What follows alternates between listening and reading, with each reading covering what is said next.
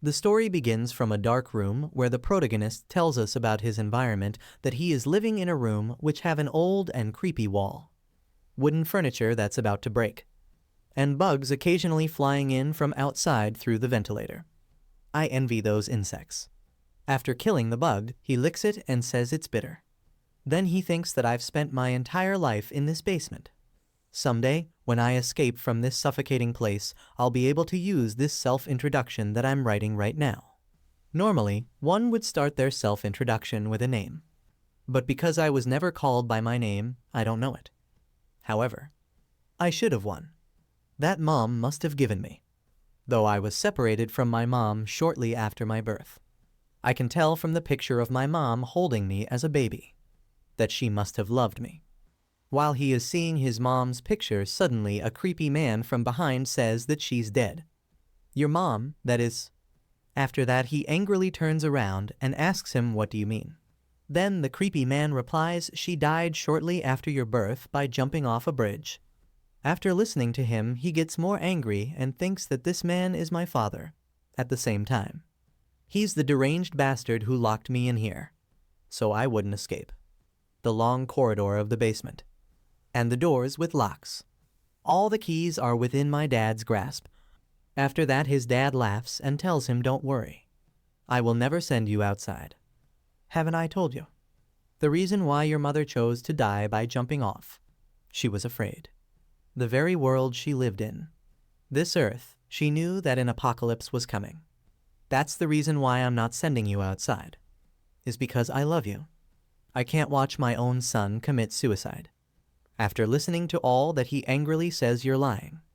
She chose to die because she was afraid of the apocalypse. Don't talk about my mom like that. Do you think I'd believe you? You've locked me in here with lies that the apocalypse is coming. After listening to him, his father says it's up to you whether you choose to believe me or not. But this self-introduction you wrote will never see the light of day. While watching his father burning his notebook, he shouts at him to stop him, but his father doesn't stop, and after burning the notebook, he throws it in the dustbins. Then, while watching his notebook fully burning, he tells his father that someone like you doesn't have the right to be called a dad. After listening to him, his father says, oh my, you shouldn't say something like that, I'm doing this all for you, as you can see. Now then, follow me. It's time. Then, while following his father, he thinks same hour, every day, the corridor that we always pass by. Of course, in here, there are no sounds of other life forms. My dad and I are the only inhabitants of this vast basement. The same routine starts even today. The same lectures and the same training. There's only one thing that allows me to overcome this boring daily life of mine. In the brief free time that's granted in the daily routine, I'm able to take books from the basement library and read them. Though there are many books in the library, the ones I like the most are the ones that describe the outside world. I wonder how the sunlight written in those books would feel. It's probably much warmer compared to the underground lights. I want to experience a peaceful daily life. And I want to see the beautiful scenery. I want to talk to people too. Perhaps I could be friends with them. But most of all, what I need to do immediately after I escape is, while he is thinking all that, suddenly his father comes there and takes the book from him. After taking the book from him, his father tells him that I've definitely told you that books are only allowed in your free time. Then he looks at the book and says this is a book about the surface. How pathetic. And asks him, do you still have a lingering attachment to the outside? After that, his father tells him that I've told you this before, you can't ever go up outside. When the apocalypse comes, the world will be filled with screaming and blood, and only ashes will remain in the end. It seems you still haven't realized that this basement is the only way for you to survive. After listening to him, he thinks again, it's that lie again. All that about the apocalypse coming or whatever. Because of that absurd reason, he's locked me in here for the entirety of my life, and continued to torment me through physical abuse. I will escape this prison no matter what. But now isn't the time yet. I need to wait for the moment when he drops his guard, and he becomes defenseless. Meanwhile, later in the training room, while he was doing push-ups, his father asks him, are you tired from just that? And tells him that you won't be able to survive the apocalypse at this rate. You've only done 10 push-ups. Until now. After that, suddenly he falls down because of the heavy load that he was carrying on his back while doing the push-ups. After that, his father moves his hand forward to lift him up. While looking at this, he asks him, "Why are you helping me?" After which his father pulls him up so fast that he falls backwards towards the wall. Then his father tells him that if someone reaches out their hand towards you, never trust them. You should be wary of humans the most, especially in times of the apocalypse. That is why I've trained you and taught you combat techniques. When you inevitably encounter other humans, you must be strong enough to survive even with just your bare hands. Then his father suddenly notices that he is not listening to him because he got faint because of falling on the wall while exercising. After that, his father says, "How weak. To think you'd be out cold from just that." Then suddenly he opens his eyes, and while seeing his father leaving, he thinks carelessness. After that, he suddenly picks up a sharp wall tile. And while running towards his father, he thinks the moment I've been waiting for. When my dad drops his guard entirely.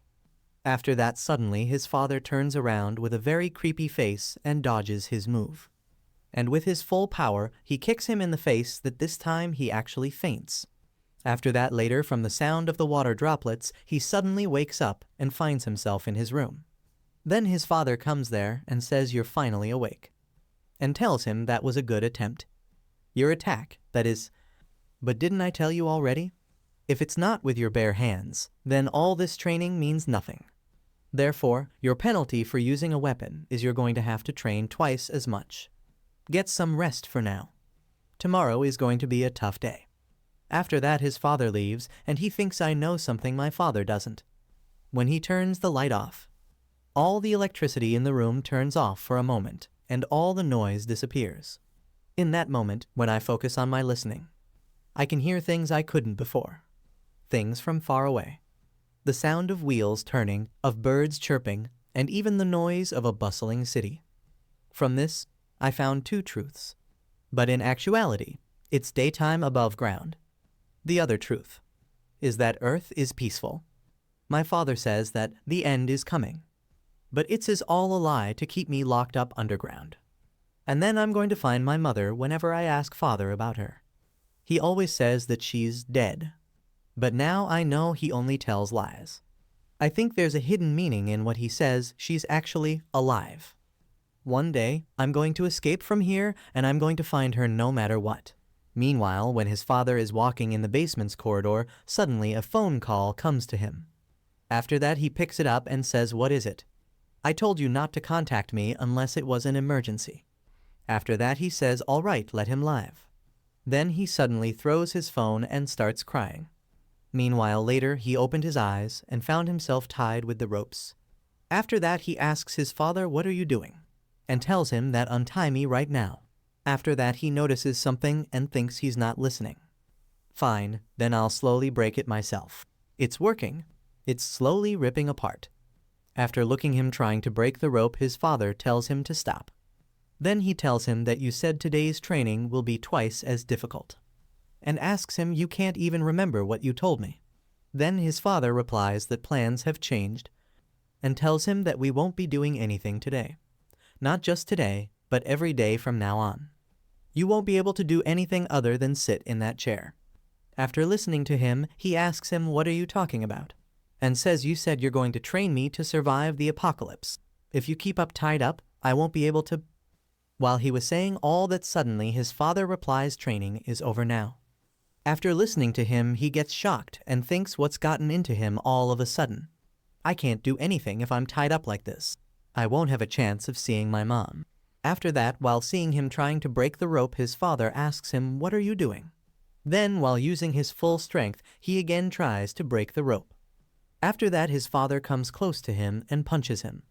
Then his father says, "Didn't I tell you not to move?" After that, he falls down and thinks, I don't know what got into me back then. It would have made more sense to just pretend to agree with my father while looking for another opportunity. But in that moment, I didn't want to lose to him, even if it cost my life. My resentment towards my father, the one who locked me up and made me suffer, was growing stronger. I was curious to know what my father, the one who always looked down on me, would look like if I pummeled him. I thought my father would undoubtedly be angry. But something was different. What I saw in front of me were the tears that were always hiding behind the eyes of a deeply sad man.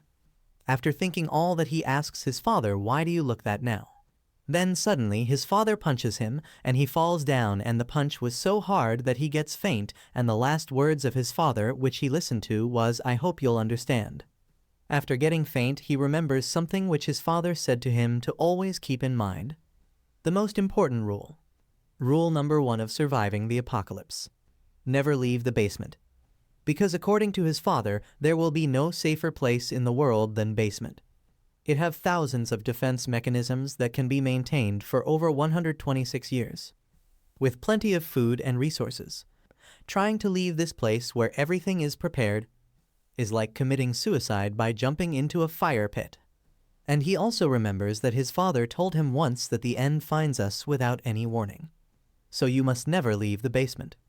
Meanwhile, later he wakes up and sees that his dad is not there and thinks this has never happened before. The only time Dad had disappeared, this has never happened before, was when I would lay down to sleep. Dad's strange behavior started yesterday. Something is definitely going on. From the repetitive lifestyle in the basement to the current situation that I couldn't understand.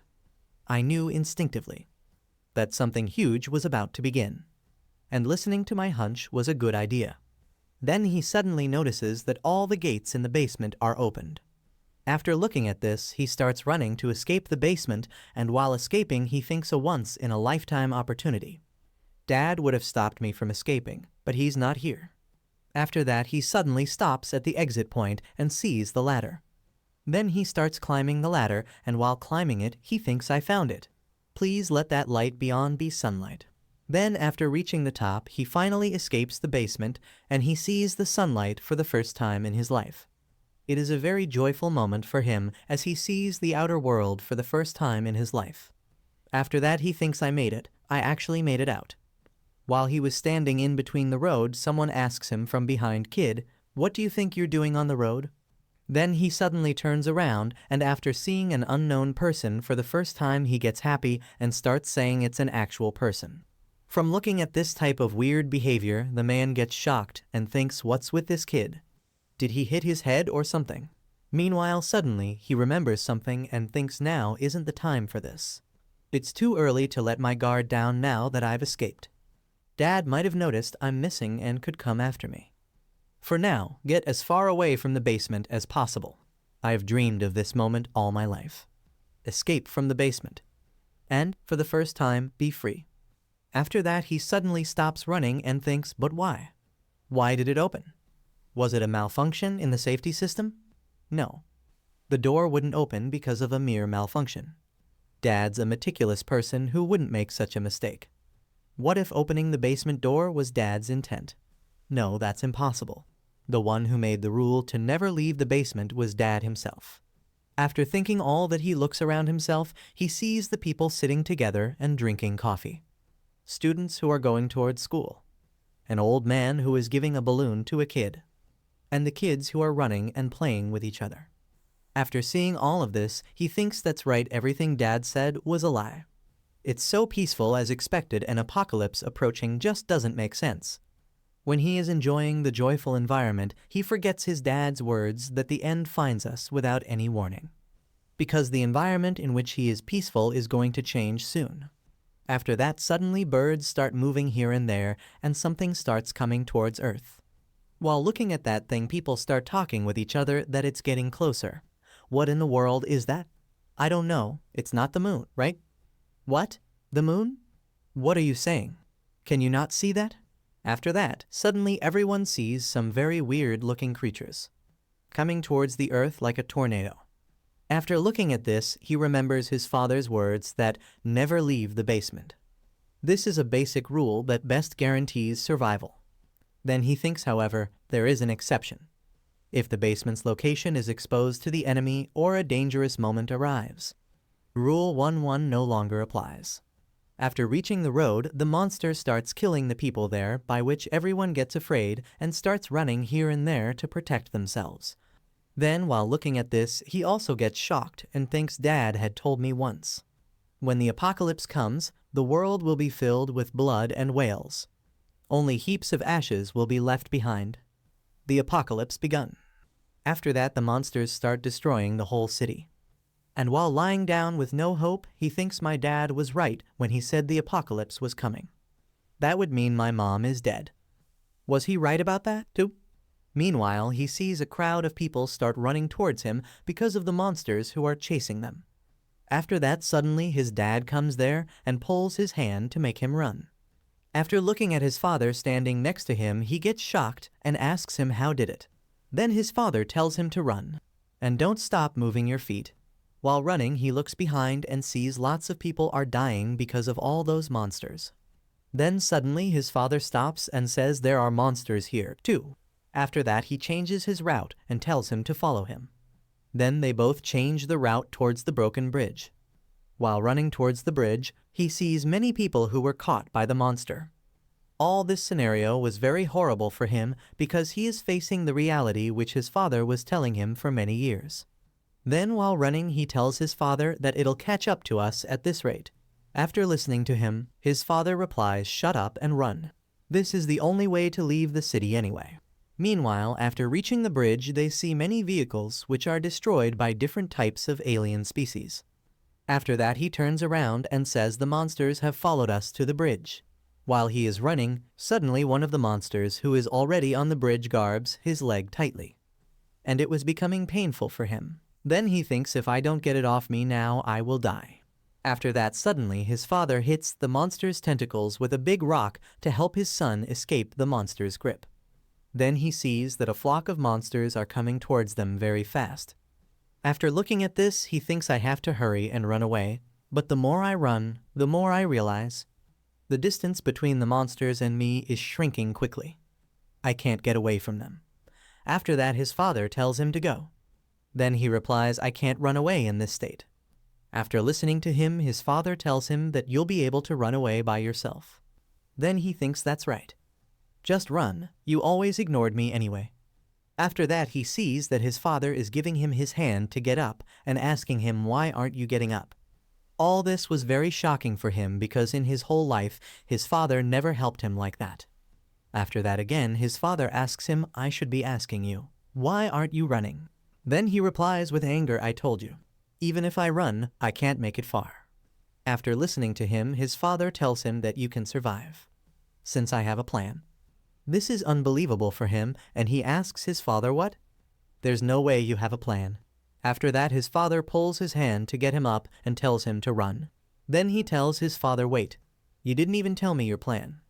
After that, his father tells him that there's something in my hand. There's no time. Escape using the bridge for now. After taking that price of paper from his dad, he starts running again. Meanwhile, running, he turns back and sees that the bridge is braked and his father sacrificed his life to save him. This whole scenario was becoming very shocking and horrible for him. Then he suddenly stops and thinks what happened. Why did the bridge could it be? That plan he was talking about, was it this? After understanding everything, he starts questioning his father who sacrificed his life for him. Why did you go to this extent? You tortured me all my life, so why now? I survived. But now what? What am I surviving for? Everything I had ever dreamed of when imagining life above ground disappeared. A peaceful life, the beauty of the ground above, and my only goal. I wanted to ask, why did you go this far to save me? What in the world am I supposed to live for in this hellish world? After that, suddenly, he looks at his hands in which he is holding a paper given by his dad. Then, after opening his hands, he sees something which makes him alive from inside. Meanwhile, a monster also comes over the bridge. And to protect himself from it, he starts running and jumps from the bridge. After falling from the bridge, he sees his leg and thinks I can't stand on my legs. My stamina is at rock bottom. There's no way I can run away from that monster. I'm probably going to die like this, but I believed I had nothing left. Why are you telling me something like this now? I want to live. I won't give up and I'll do whatever I can. To live and find Mom. That's not possible at all. After standing up on his feet, he remembers his dad's words, which were once the apocalypse comes. Humans will not be able to survive, since they won't have the power or knowledge to survive independently. even if they end up surviving. They won't be able to survive the dangers that repeat daily. After remembering all those things, he questions himself, if that happens, how am I supposed to survive? And just accept my death. While the monster is coming close to him to punch him. Suddenly, he listens to his dad's voice, which is asking him, have you forgotten everything I taught you? After listening to that, he suddenly remembers everything that his dad taught him. All the confidence, all the power, all the energy comes back to him. Now he is alive and strong to fight and defeat the monster. After that, he suddenly dodges the punch of the big monster, and also throws the monster to the other side. Then both of them stare at each other's eyes. After that again, his father's voice comes into his ears like a weapon that you're different from ordinary humans. The biggest difference between you and them is that you know how to survive. After that, he sees a sharp edge thing, and then he calls the monster towards him to attack. This time he was fearless like a lion who can fight and also kill his opponent for survival. After that, he listens to his father's imaginary voice that everything you've legended up till now, your training, experience, and survival knowledge, do everything you can and survive. The apocalypse. Now we can see how the entire city has been destroyed, and only a few people are alive who are wandering here and there. And then one of them says that 4 days have passed, but the police have not done anything yet. Then another person says that we are lucky we were able to hide here, and now that the food is over and we are feeling hungry, we will have to leave. She again said that you don't feel like saying anything either. If we keep waiting, then something might. And while she was speaking, someone called her from the side. Then she looked at him and asked him, what is it? He replied, why don't you just cut that out now? You are starting to make everyone uncomfortable. She answered, why? I'm not speaking loudly. Then he got a little upset by her words and placed his hand on his head with an annoying expression and said, that's not what I mean. Never mind, I ended up losing my mind at this point. After that, when he was moving forward, she called him and said, we've checked the area and couldn't find anything to eat. He said, we have to find food somehow if we want to stay here.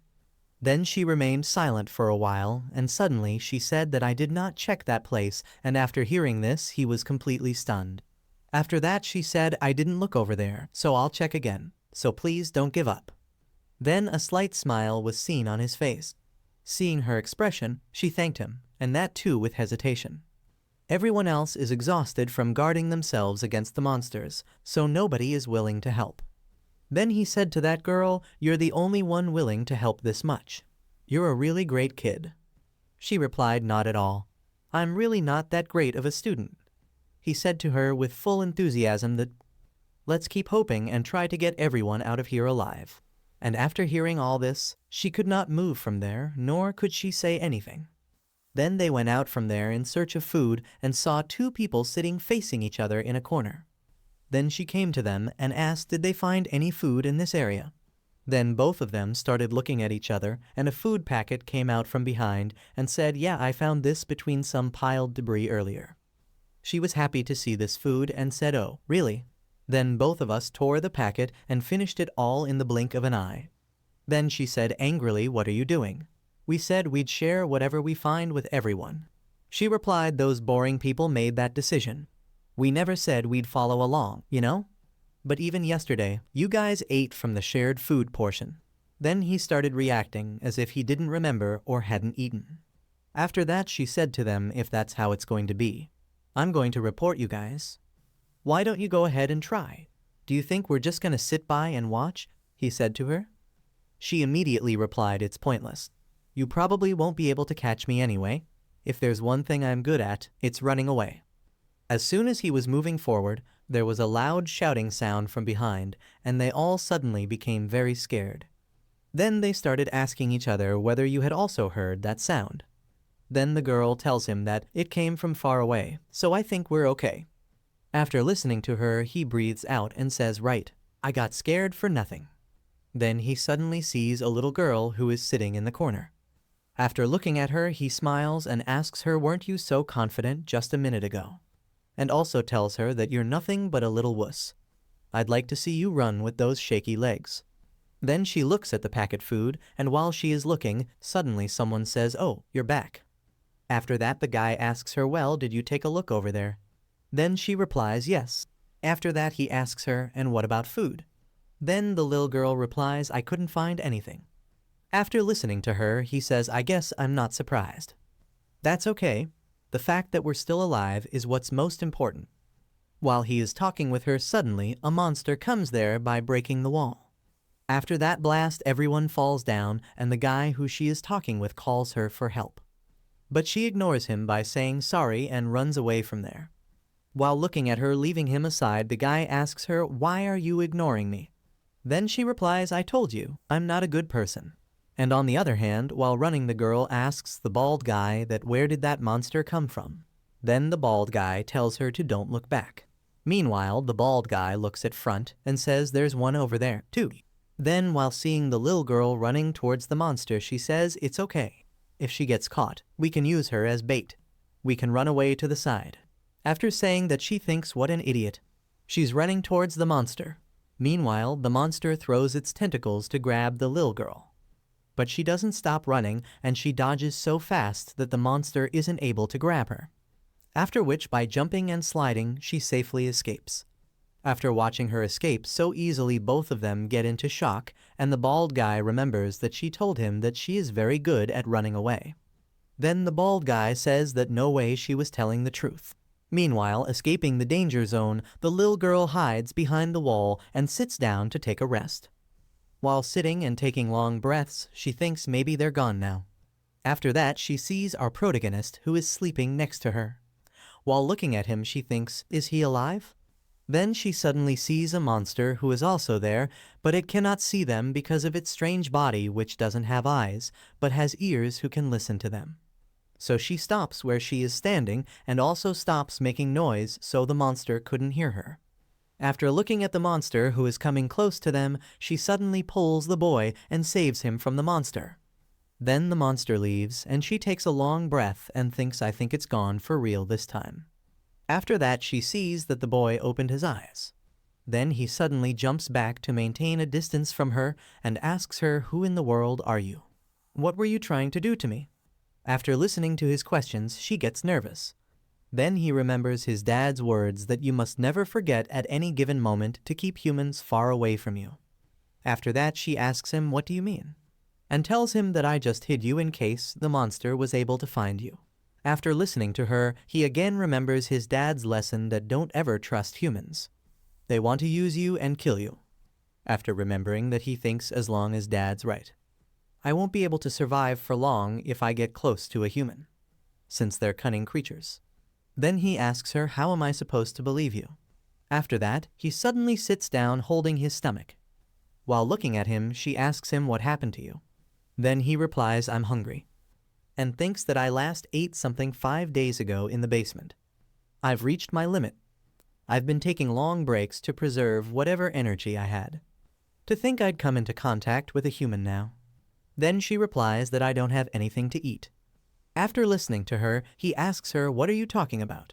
I didn't even ask you. Then she replies, no, you just looked hungry.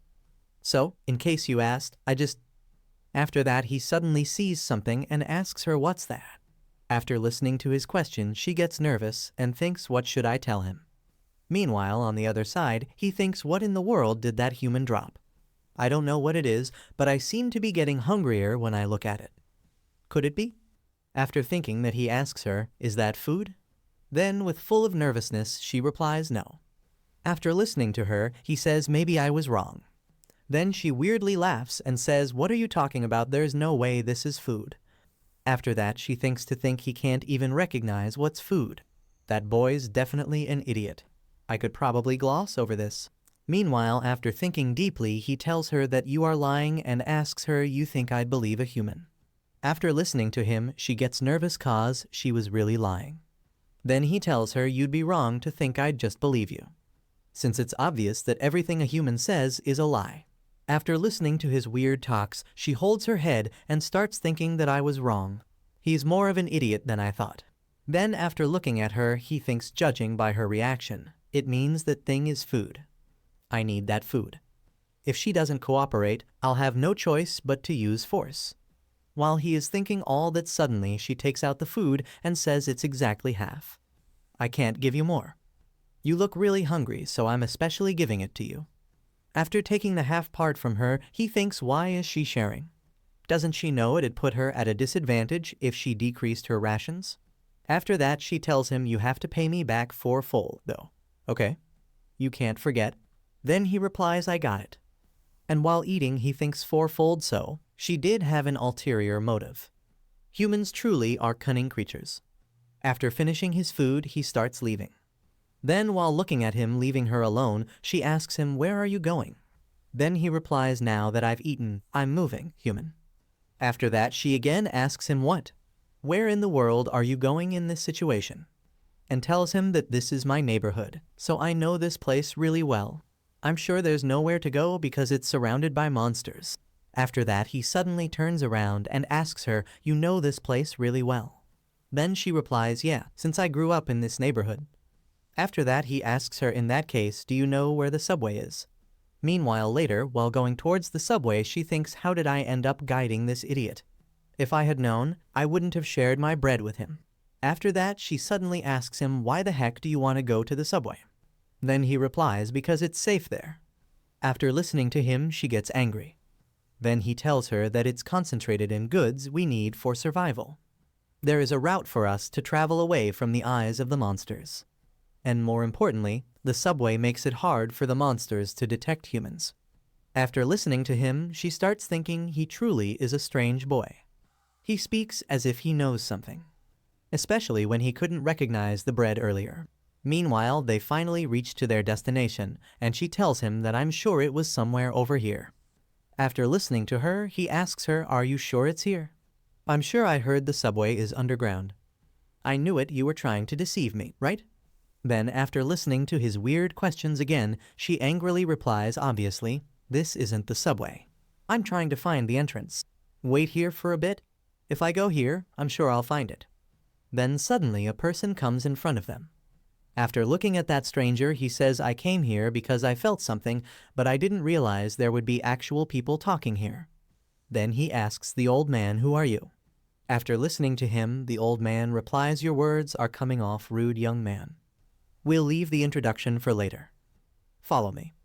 While following him, she asks the old man, where are we going? Then the old man replies, weren't you looking for it? Meanwhile, after reaching the subway, he says it's right over here. While walking, they see many people over there who were hiding there to protect themselves from monsters. After that, the old man tells them that I can't forget about that moment. To think monsters would have appeared without a single warning. I knew there would be nowhere to run because monsters were everywhere, but fortunately, I found a place to hide when I followed the people running away. The fact that I found this place, it can only be because of luck. I'd sometimes go to the surface to look for medication, but there was no one I ran into except for you two. After listening to him, our hero thinks I was initially planning to plant a base in this subway station. But there are more humans here than I expected. I can see all types of humans. Powerless humans trapped in despair, and humans who show their wicked selves upon those humans, and a strange human I can't get a read on. The more humans there are, the more risk factors there are. Among them, there is not one who could put me in danger. I can instinctively tell who's dangerous, just like those monsters on the surface and my dad. But no one gives off a dangerous feeling among them. Maybe I should stay here for now, since none of them will be able to harm me, even if they end up being my enemy. After that, the old man asks them, how about we introduce ourselves, and tells them that my name is Hwang Bam. As you can see, I'm a doctor. I was searching for medication on the surface, and that's how I met you both. I wasn't able to get anything much. After listening to him, she says, then, I'll go first. My name is Haru. Then the doctor says, what a good name, and asks her, judging by your clothes, are you a student at virtual middle school? Then she replies, yes, that's right, and asks him that, do you know my school? After that, the doctor replies, of course. Our hospital was across the school, near the shopping mall. Then, after listening to him, she thinks, was there a hospital there? After that, the doctor looks at him and says, your clothes, I might have asked a stupid question. It seems you've gone through a lot. Anyway, what's your name? Then first he thinks about his name, but as we know, he doesn't have any name, so he replies, I don't have one. I've never had a name. After listening to him, the doctor feels strange and says you can tell me next time. I hope you tell me once you think we've gotten closer. After that, suddenly a guy comes there and says, "Sir, I think things have gotten worse." Then they see a guy who has a big wound on his stomach. After that, the wounded guy says, "You're here." Then, while seeing his wound, the doctor says it's gotten worse, like I expected. We temporarily stopped the blood last time, but it seems to be worsening much faster than we expected. If you don't get surgical treatment now, you'll be in danger because of the infection. We must do it now. I'll disinfect the wound. While looking at the doctor, our hero thinks a doctor. I've secretly seen one in a book without Dad knowing. A job that exists to treat humans for a price. After thinking all that, he suddenly asks him, in that case, now that the apocalypse happened, what are you receiving as the price to treat humans? After listening to his weird question, everyone gets shocked, and the doctor replies, do I have to receive such a thing? It's a doctor's job to treat those who are hurt. Don't worry, since I have rarely failed a surgery. After that, the wounded guy says, thank you, I'm saved, thanks to you. While looking at this, he thinks I don't understand. Why is he helping him? To help without anything in return. Are humans that stupid? Or do they actually do stuff like that for others? While the wounded guy is hugging the doctor, he finds out on his name badge that in actuality Hwang Bam is a veterinarian. After that, Hwang Bam says, all right, let's get started. It might hurt a little, but that can't be helped. After finding that he is not a human doctor, the wounded guy gets into fear and tells him that wait a minute, please undo this. Then Hwang Bam replies, I can't do that, since it could lead to bad news if you move during the surgery. After that, with full of fear, the wounded guy says, wait, you're a veterinarian, and asks him, can you actually perform surgery? Then Hwang Bam laughs and replies, of course, I can, since humans are technically animals. After listening to that, the wounded guy starts panicking with fear of surgery. Then Hwang Bam tells him, calm down, young man. It's dangerous if you jump around like that. Your condition will worsen. I need anesthetics. While listening to him, a girl tells him from behind that there's no way we'd have something like that. After that, Hwang says, oh, here it is, and hits the wounded guy with a brick. While looking at this, our protagonist thinks I thought wrong. Humans are dangerous. Meanwhile, later, he goes far from them to sit quietly, and while sitting, he thinks I made the right call to get out of there. There's no need for me to keep watch over that scene. What do I do now? The only thing I have is the picture father gave me. A photo taken during my childhood. And a note in the back of it that says, Mom's alive. It's over. I don't have enough clues to know how to find my mom. But whenever I look at this photo, I feel a sense of unease. That's because, in the background of the photo, there were unnatural, alien-like flowers. Even when I was in the basement, I thought it was strange, so I looked into flower books to learn more. But I couldn't find any information on the flowers in the picture. If that flower only grows in specific locations or environments, then I might be able to find out the location of where the picture was taken. In order to find that out, I have to first find someone who can identify the flower for me. This photo is the only clue I have. I have to make sure I don't lose it. I'll need to ask everyone if they recognize the flower.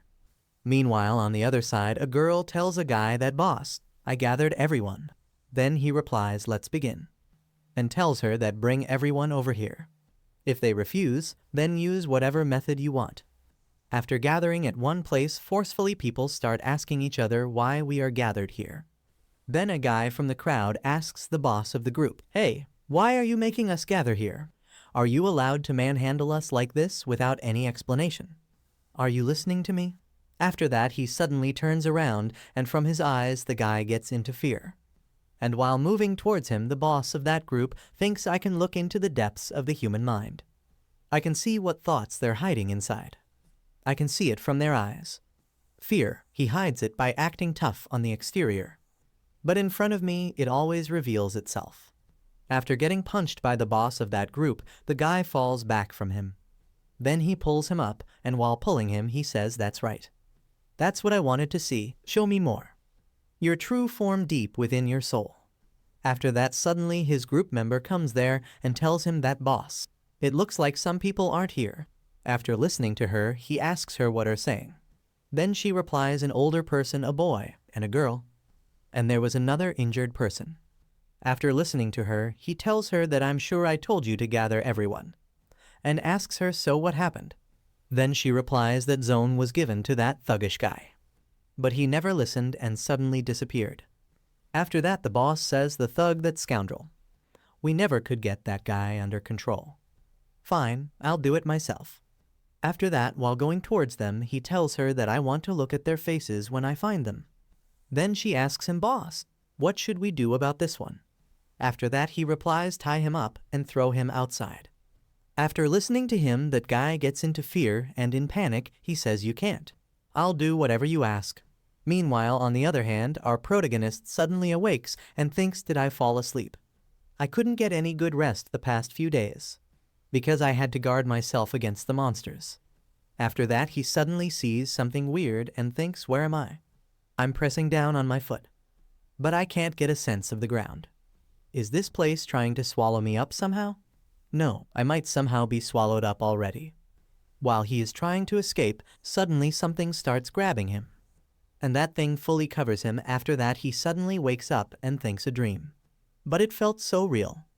After that, he sees a group of people standing in front of him, after which he asks them, who are you guys? Then the boss of that group tells him that you've got 2 minutes. If you don't get to the center of the station within that time, you'll be expelled from this place. Then one of his members tells him that you better get going now. If you don't run, it might be too risky for you. After that, he stands up on his feet, and while looking at him, the boss of the group thinks I was curious to see who the ones hiding were. But maybe having expectations was pointless. After that, he asks the boss, so you're going to expel me? Then from his question, the boss gets into shock. Then he asks them, how will you expel me, without any fear in his eyes? After listening to him, the member of that group says, what? This crazy brat. Then the boss says, no, it's fun this way. After that, the boss tells him to look at his eyes, and says, show me the true form. That's hiding behind your eyes. After that, one of the group members asks the boss, hey, what's going on, boss? And tells the protagonist that you're in trouble now. You should have just left when we gave you 2 minutes. After listening to him, he replies, 2 minutes, no 2 seconds, it's plenty of time to take you guys down.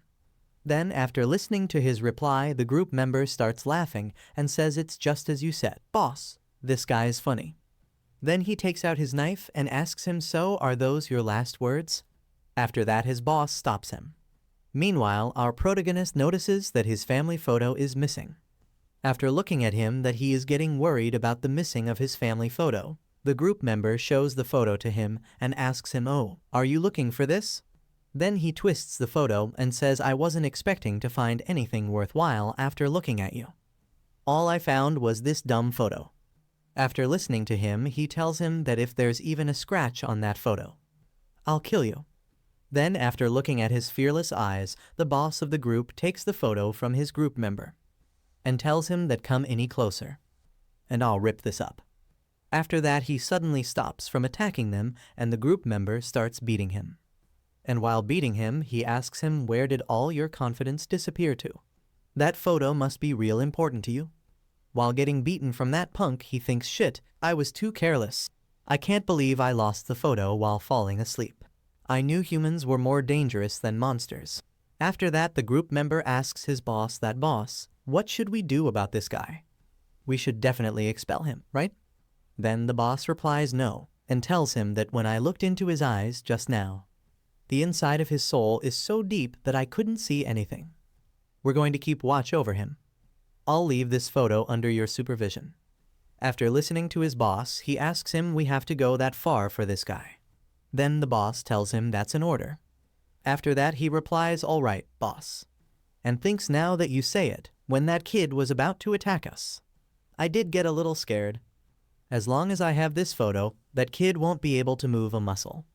After that, suddenly Haru comes there and asks them, hey, what are you doing? After that, the boss of that group replies, and there's the other one. Saved me the trouble of finding you. Then she asks him, you were looking for me? After that, the boss of the group tells his members to report at the center of the station. And while leaving, one of the group member tells him that I hope to see you again next time. I'll take good care of this for you. After that, Haru goes near to him and gives her hand to lift him up and asks him, "Are you okay?" Then he rudely refuses her help, which makes Haru angry, and she asks him, "Hey, what did I do?" "I was trying to wake you up." After listening to her, he replies, "I don't need your help." Move, human. Then she tells him that my name isn't human. I told you before, it's Haru. Get it right already. After that, he also angrily asks Haru, "Do I really have to remember something like that?" Meanwhile, later, Hwang Baem sees both of them are not talking to each other, so he asks Haru that did something happen between you and this gentleman. Then Haru replies, "Nope. I'm the idiot for trying to have a conversation with someone who doesn't know how to communicate in the first place. So something did happen." After listening to her, he thinks, why would I hold hands with a human of all things? And remembers his dad lesson that if someone reaches out their hand towards you, never trust them. Humans are your enemy. Meanwhile, later, while seeing the group member who have his family photo, he thinks that's the guy who has my photo. It'll be easy for us to take it back by force. Even if he were to respond to my attack by ripping the photo. If I just put it back together, it'd be good enough of a clue. However, I still don't want to ruin it. It's the only item that came out with me from the basement. There's no need for it to be ripped. I just need to wait for the moment he lets go of the photo. After that, the group leader says everyone's gathered now. So let's begin. You're going to be given 2 options. Follow me or don't follow me. If you choose to follow me, you won't have any reason to worry about being kicked out of here. Like that guy over there. This guy tried to cause chaos in our subway, which is the only shelter around. Therefore, I decided to expel him. If you choose to stand on this side. At best, I won't treat you as a rebel like that guy, who was trying to break the order. I won't make you follow me by force. But if you do choose to follow me, know this. My word is absolute. After listening to him, the crowd of people starts feeling worried and everyone starts talking about that. Then, while looking at this situation, Hwang Baem thinks those who are stronger rule over those who are weak. In a world where the law is obsolete. It's not too strange that things have turned out this way. You won't explicitly tell me to follow you. But it's still manipulative because if I don't, I'll end up like that guy who was just expelled. Choosing that side is the logical choice if I want to live longer. If you've already lived a long life, being unpredictable every now and then isn't so bad. If I join that side, I might not be able to help when a patient really needs it. So I'm going to stay on this side. While he is thinking all that, suddenly Haru says, "Even if I'm here alone." After listening to her, he gets into shock and asks her, "You're not going to join them, little one?" Then Haru replies, "No."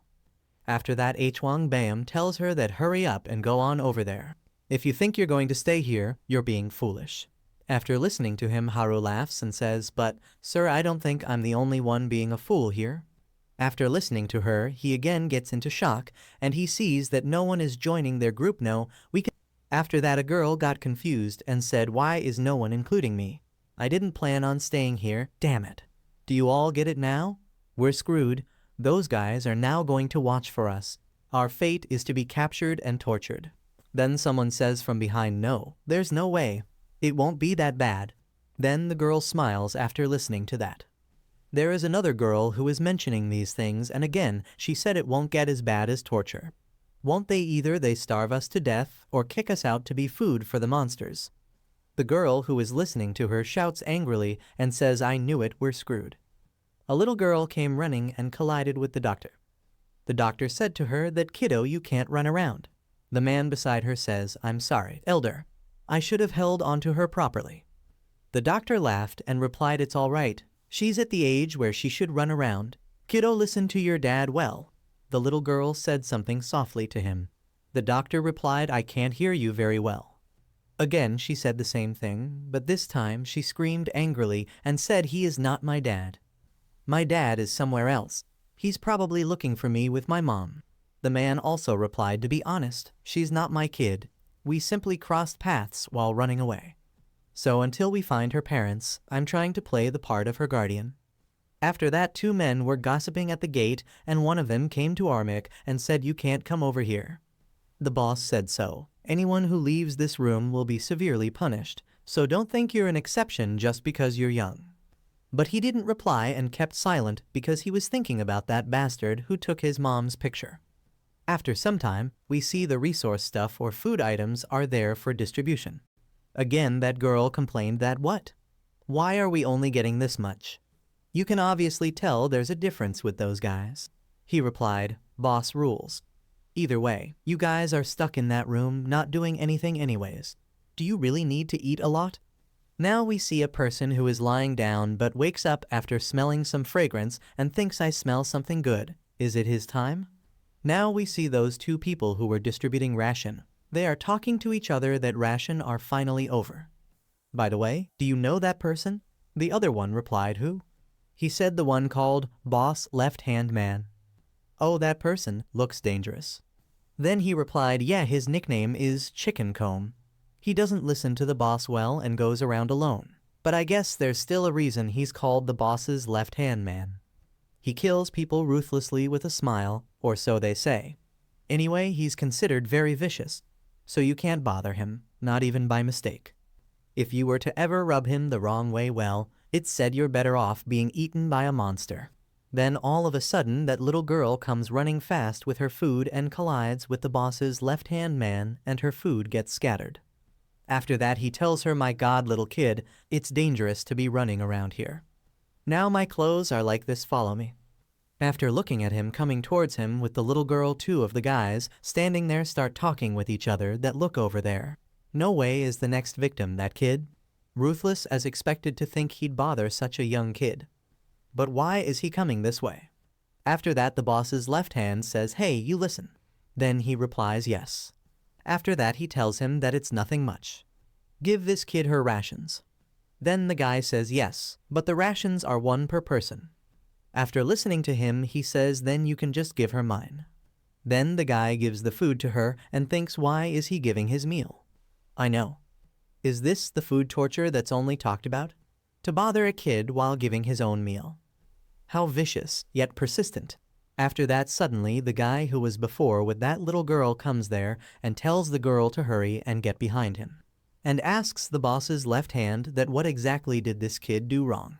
After listening to his question, he angrily asks that guy, you have a problem with my actions. Then after that he takes the little girl with him and tells her that these despicable devils. Now let's go back quickly. And while looking at this, one of the girls asks Haru that doesn't it seem like there's more surveillance? Then Haru says, I know, right? On the other side, while sitting, our protagonist thinks, damn, it should I just leave to find that guy? After thinking all that, he looks towards Haru. Then after remembering that moment when he refused her help, she turns around her head with anger. Meanwhile, at night, when everyone is sleeping, suddenly a girl gets up and sees our protagonist sitting at the corner. Then she tries to touch him, but he stops her from doing that by grabbing her hand. After that, she asks her, are you awake? Then he asks her, what are you doing? I knew it, were you planning on attacking me while I was asleep? After listening to him, she thinks, why is this kid so strong? And tells him that hurts. What are you saying? I just wanted to talk. Then he leaves her hand and asks her, do you just want to talk with me? After that she replies, what's wrong? You act like you've never had a conversation before. Then he says, what's it got to do with you whether I've had a conversation before or not? And tells her that just get to the point. Then she asks him, why are you always apart from other people? Are you a really shy person perhaps? After listening to her, he replies, you're talking nonsense. I have no reason to be close with the enemy. After that she asks him, what humans are your enemy? Then he replies, that's right. Every human is an enemy. And asks her, is there a reason why I should be close with people who may attack me when my back is turned? Then she replies, but I don't plan on hurting you, though. After that he tells her that I don't believe you. You could be lying. After that she looks towards Haru and says, yeah, well, I don't mind you being wary of me, but would you reconcile with that kid named Haru? Then he replies, reconcile. If you're talking about that blonde-haired human, I've never even fought with them before. After listening to him, she asks him, yeah. Then can you get along with her? Then he replies, that's another issue. They're still human. To me, that girl is no different to the humans outside this room. After that she says that kid might think others can't hear her, but she cries every night while holding her breath. There's probably something heartbreaking that she can't bring herself to say. Well, everyone in this basement probably is the same. But that's all there is to it. If you, who's the same age as her, get along with her, it could be better, no? After listening to her, he replies being sad is something only weak humans do. If you have time for that, it would be better to figure out another plan to survive. After listening to his strong words, she asks him, have you never been sad over losing someone important? Then he remembers his past memories of the bridge and angrily replies no, and there won't be a case in the future. After listening to him, she says not being sad because you don't have a special person that sounds lonely. If you die, I'll be sad for you.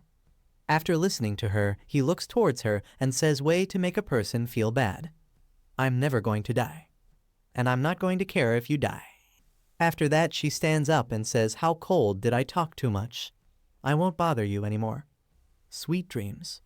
After that, when she is gone, he thinks what a weird human. Let's get some sleep. After that, he thinks it's been about 4 days since I came here. At first, I came here to find a place to rest. But because some human held my note hostage, I was unable to do anything to find my mom. Then suddenly the group members who hosted him came there and started disturbing him. After which he asks them, is this fun for you? Then the guy from that group replies, no. Why would it be fun? We don't want to do this either. This is punishment. Punishment for leaving the room as you pleased last time. After listening to him, he asks him, is that right? In that case, why don't you punish me yourself? And tells him to put away that note. Then while looking at his fearless eyes, that guy thinks this brat he's not even afraid of me. But rather, he's looking at the picture as if he's uninterested. After that, he asks him, are you looking down on me? Seeing that you're saying stuff like that means you haven't been punished enough? After listening to that guy, our protagonist thinks that humans are inherently weak. I think I finally understand what he meant now. However, it doesn't seem like only those kinds of humans exist. After that, a girl and the doctor ask him, are you all right? Then he sits down and replies, it's fine. This much is all right. After that, suddenly the same girl that he met last night comes to him and tells him, it's your lunch. I didn't know when you'd come back, so I got it for you. After that, he takes the lunch from her. Then she asks him, what were you just about to say? Then he replies, it was nothing. After that, while looking at her that she is coughing too much, he thinks I suddenly had a thought. But I don't plan on hurting you though. If you die, I'll be sad for you. Then maybe it might be okay to trust her a little. After that, she suddenly falls and faints. Then he asks her, hey, are you okay? Get a hold of yourself. Meanwhile, later, while looking at her, the doctor tells her that your symptoms don't look good. You need medicine. I have to go to the surface because we don't have that medication here. Then after listening to him, she replies, then it's fine. There's no reason for you to go to the surface for me. After that, he tells him that, stop talking. If we don't get that medicine now, your condition will worsen. Then while listening to him, he asks the doctor, how? If we don't get the medicine, how will she get worse? While the doctor is going to tell him something, suddenly the group members come there and tell the doctor that the boss is calling for you. Then while holding the family picture, the guy from that group thinks, I don't understand the boss. Why do I have to hold this picture up in front of that little kid, when I can easily take care of him even without this picture? Then he tells the doctor again that he's got orders for you to treat the people who are injured over there. Hurry up. Then the doctor replies, I can't do that right now. After listening to him, that guy asks him, does that mean you're disobeying the boss's orders right now? Then the doctor replies, that's not what I meant. I shall treat the other patients once I treat this patient, since this patient needs treatment the most. After listening to them, she suddenly gets up and says, I'm okay, and asks the doctor, if you just let me know where the medicine is, I can go to the surface and find it myself. Then the doctor shockingly asks her, what are you saying? And tells her you won't be able to survive on the surface in that state. After listening to them, that guy says, so that's how it is. Then you should have said that sooner. After that, suddenly he stabs her with a knife and tells her I could have helped you if that was the case. At this moment, everyone gets shocked, and the person who is mostly shocked is him because he is feeling her from inside. While looking at her, he thinks I can feel it. Her life fading away. Why do humans die so easily? After that, suddenly she touches him and asks him why so serious, and tells him that I'm sure you said you wouldn't care. Then after saying that, she dies. After that, the guy who killed her says, "My hands got dirty." And while looking at her, the doctor angrily asks him, "How could your expression not change once? When you kill a person like this?" Monsters weren't only roaming around on the surface. After listening to him, he replies, "Hey, old man, you're being too harsh. This is no different than me saving you. If things were left like they were, you would have followed her to the surface. I couldn't lose our doctor just because he wanted to save a single dying human." After he asks him, "Aren't you supposed to be grateful instead?" Dying in this way is more peaceful than being eaten by monsters. While he was talking to him, suddenly he sees back and notices that he is standing alone in a trauma after her death. Then he asks him, "Are you finally feeling scared? You acted as if you were so tough."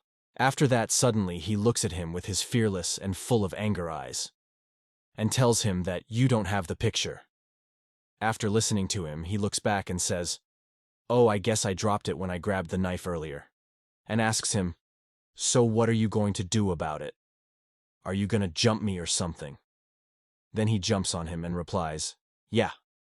After that, he punches hard on his face so that he falls far away from him. After that, he pulls him by grabbing his collar and takes out the knife which that guy was holding before, and by which he also killed that girl. Then suddenly he puts the knife on his neck, and while looking at his face, he thinks 2 weeks back. When I attacked him, this guy didn't even react. Shit, if I had known this guy was this weak, I would have just taken the notepaper from him.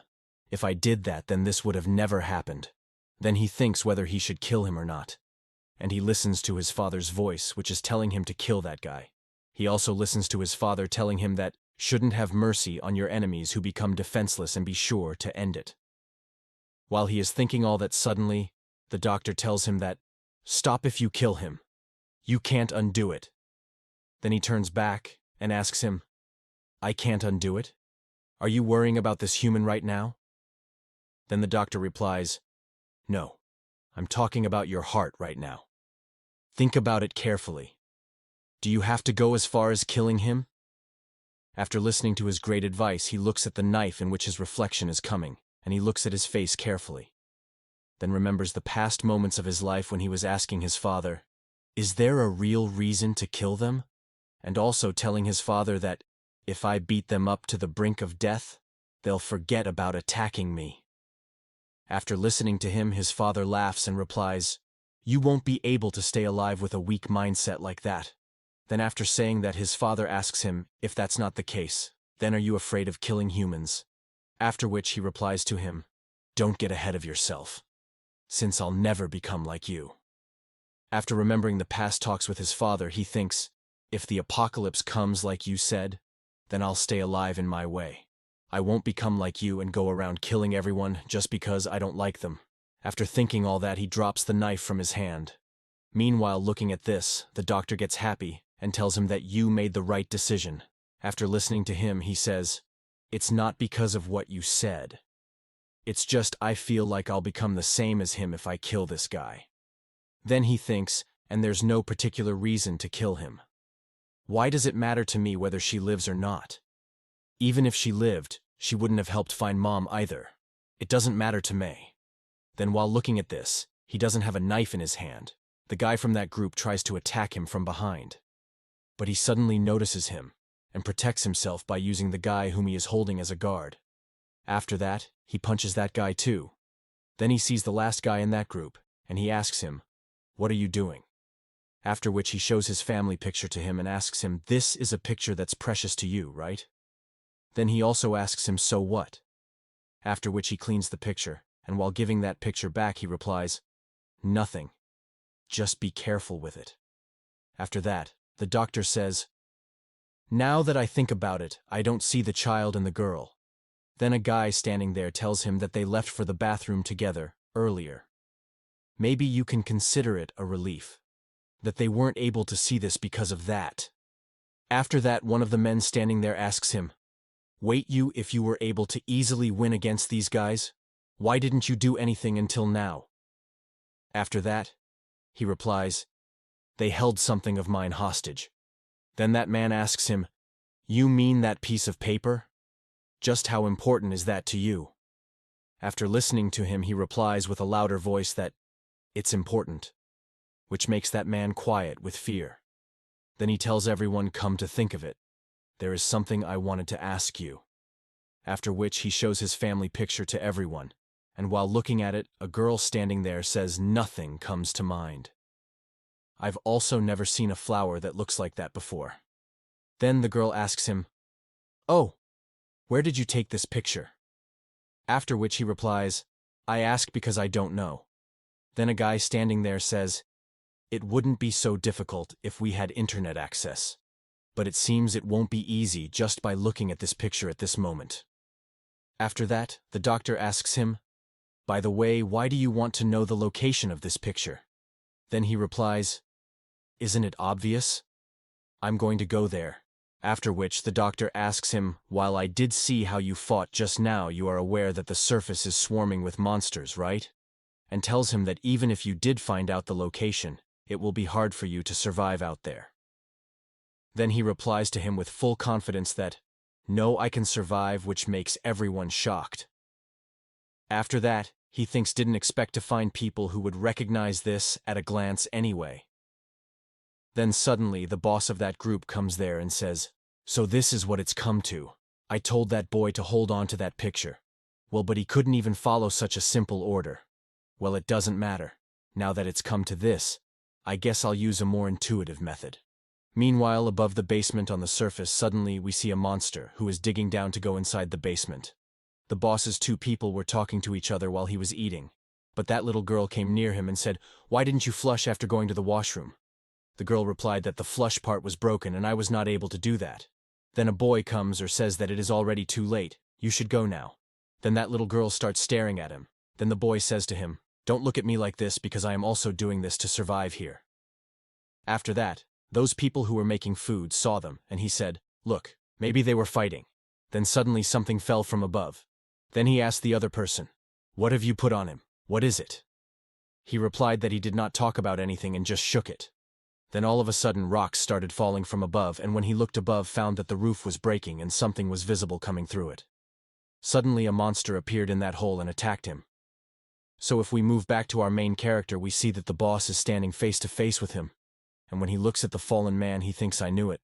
My discernment was right." After that, the boss thinks about the past, where he was immersed in. There were, at times, such characters as monstrous beings who deviated from the norm, although now actual monsters are roaming the surface. After that, the person behind the boss told him that, "Boss, to be careful. That kid is stronger than he looks." After hearing all this, the boss hit him first and said, "I don't need to be told I'm incompetent. What I need is him." Then the boss also said to him that, "You've got quite the rebellious eyes. I should let you know who's in charge. Maybe I'll be able to see it now, the true form within the depths of that boy." Then the boss tries to look within but finds nothing except the darkness. But after some time, the boss thought I was mistaken. It wasn't me looking through that boy, but rather the opposite. Suddenly the boss saw something that scared him a lot. Then he fell in front of his teammates. And he found that boy very dangerous and mysterious along with his glaring greenish eyes. And the boss thinks I almost got swallowed alive. After seeing this situation, everyone was amazed and confused about the boy. After that, a girl thinks, "Why is the boss like this in front of that kid?" Suddenly, everyone's attention goes towards the gate where a person is coming in a very bad condition, covered in blood, and asking for help. And he also said that he can't see. Then a girl asked where this blood came from, and one of boss's teammates said, "I didn't know, I just went to take a nap." Then according to his expression, the man suddenly felt pain in his head, and told them that I've been having a headache since earlier. Then he started coughing, and there was something strange on his head, and looking at it, they wondered if it was a monster. Then the man shouts and says, "What is this? There's something in my head I won't come off." First, he remained completely calm. Then he started moving strangely, and seeing that all the people were scared, and suddenly his glasses broke. Right away, something like a snake came out of his eyes, which was a monster, and he went straight to his teammate and was going on a bus. But the boss caught him and said that it was a monster, and suddenly pulled and went close, also hit him in the face with so much anger that he went away and fell. Again, the monster approached them fast, but the boss cut the monster into pieces with his axe. Suddenly, the whole atmosphere became quiet, and the people standing behind them started thinking that he stopped moving. That means the boss killed that monster. But he thinks, where in the world did the monster come from? Apart from that, he also listens to some sound. Then a girl said happily that I thought I was about to die as soon as I saw that, but now I'm saved. Everyone is chanting that the boss saved us, and also that we believed in him. But both the boy and the boss were nervous, and knew that right now the trouble was not over yet, because they both could feel and listen to some sounds which were going to trouble or kill them. Suddenly a locker broke and a monster came out of it. It was quite dangerous, and at first, he was lying peacefully, as if he was dead. But when he stood up, everyone got scared. Perhaps it was because they had spent so much time in the subway that everyone here had forgotten. They were trying to forget the terrible memories and the horrors they would have to face. Boss was ready to fight the monster, but everyone else started running away because of fear. Boss orders them to face the monster and fight. How long are you going to keep running? Do you plan to repeat everything all over again? The boss was motivating them by grabbing his axe. He said, "There's only one of them. It's different from before. We can beat them if we fight together." Perhaps it was because they had seen him easily kill a monster that had been for them the embodiment of horror. Or perhaps it was his words that moved them.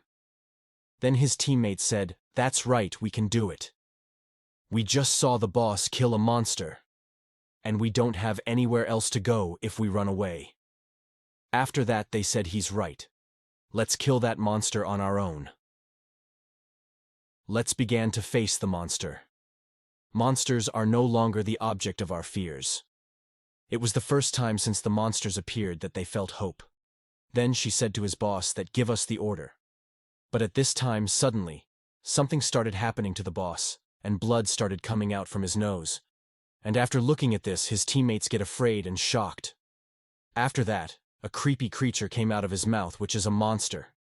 Then they started thinking that even though the boss had killed him, how was he still alive? After looking at that scenario, she also thinks, why is it coming back to life? They won't die. That means we can never beat the monsters. Suddenly more monsters came in, and they all got scared. And one by one, all those monsters cut the humans, ate some, and tore some. Redness was visible everywhere, which frightened the people. There was only crying and screaming. Everyone was in pain. But we see the boy, our main character, standing in front of the gate without fear. Some people were standing behind him, and one of them said that we were wrong, and it was only a matter of time before the monsters made us his victims. And there is a person who remembers that his daughter is not with him, so he immediately takes the decision that he has to go out and search for her. Then as soon as he goes, the doctor catches him from behind and asks, "Where are you doing? If you want to live, stay here." Then he says that my daughter is outside. I have to find her at all costs. So the doctor tries to make him understand further that monsters have already come to the entrance, and sorry to say, but who knows, your daughter may also have become their food. After hearing all this, he was completely broken and shattered from within. He was feeling very bad for his daughter that he could not even save her. Then the boy, our main character, was going out, but everyone tried to stop him and asked where he was going, why he was going, but he did not give any reply, but he went further and more. It is a mystery to us, and also to these people, as to where he is going and why he is going. Will the boy be able to save them all? Will he be able to find the little girl? But the biggest question is whether he will be able to find his mother. For this, he has been struggling so hard.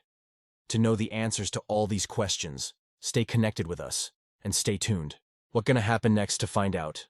Do like, share, and comment if you want the next part as soon as possible. And also help us by giving supers, because your support motivates us a lot to make such type of content. Thanks for watching. Sayonara.